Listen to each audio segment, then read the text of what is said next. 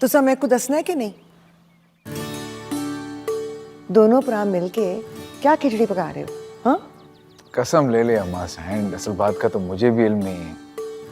ये आपका छोटा शहजादा कोई खिचड़ी पका रहा है, वो भी नमक के बगैर।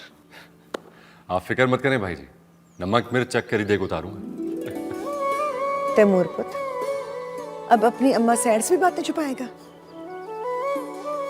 भाई जी दिस इज नॉट फेयर। मैंने आपसे कहा भी था 1-2 दिन आप रुक जाएं, ये बात मैं अम्मा साईं को खुद बताऊंगा। इतनी सी बात नहीं संभली आपसे।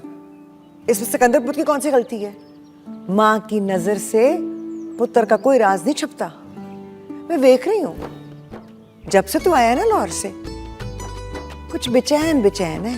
खैर ते है ना? हाँ हाँ सब खैर है, बस वो क्या बात है ना, मुझे ना एक लड़की पसंद आ गई है। तो चल यार, इसमें छुपाने वाली कौन सी गल है? सदके थी ना, कौन है, किधर रहती है, मैनू दसते से मैं 7 समंदर पार से कुड़ी मंग के ले आऊंगी तेरे लिए। अम्मा सहन 7 समंदर पार जाने की जरूरत नहीं है, बस यही भावलपुर तक का खर्चा है।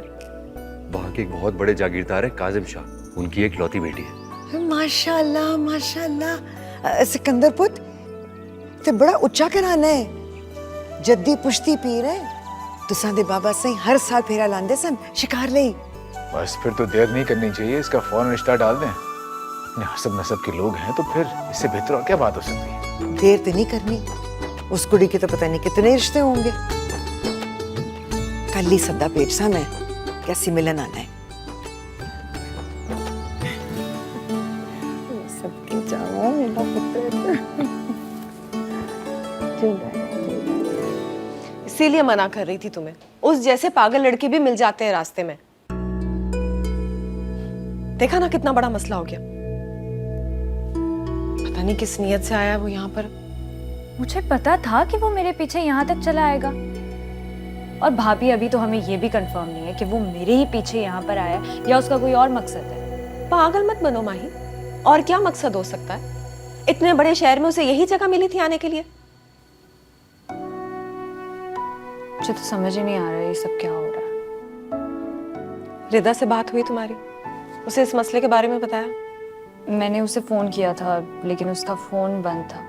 फिर आंटी से बात हुई तो उन्होंने बताया कि वो फारिस के साथ बाहर गई भी है, कम से कम 1 महीने बाद ही आएगी।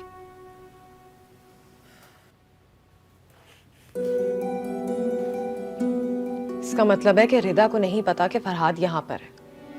नहीं, वरना वही मुझे सबसे पहले फोन करके बताती। और अब बचे अंकल। अब मैं अंकल से तो ये बात शेयर करने से रही भाभी। ऐसी कौन सी बात है जो शेयर नहीं हो सकती?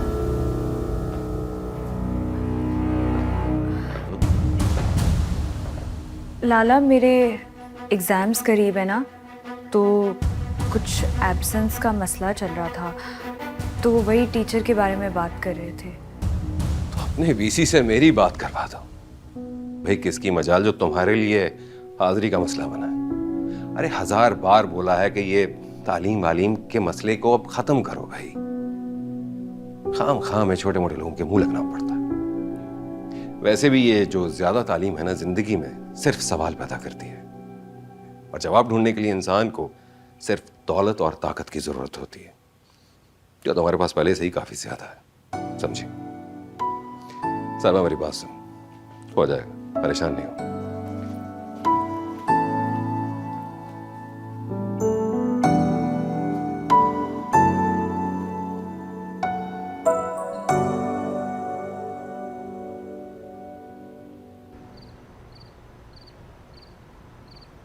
इधर जिंदगी का जनाजा उठेगा, उधर जिंदगी उनकी दुल्हन बनेगी।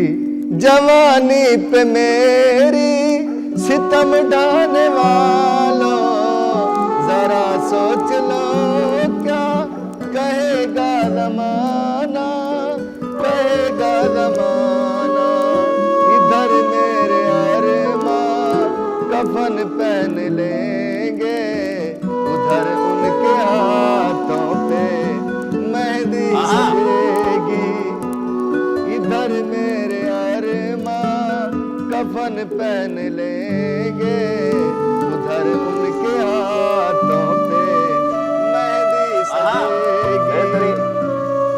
ओए बाबू, उधर क्यों खड़ा हुआ है? आजा इधर, आजा आजा।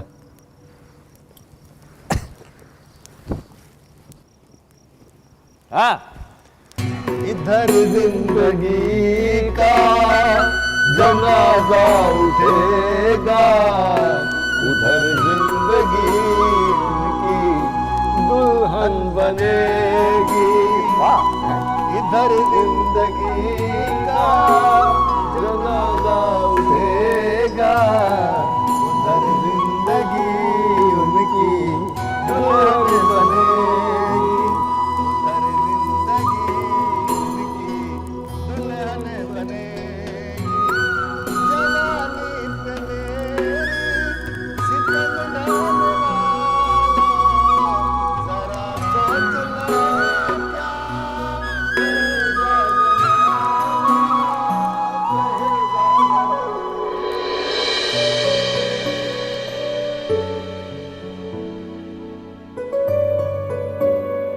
तुम बहुत अच्छे हो।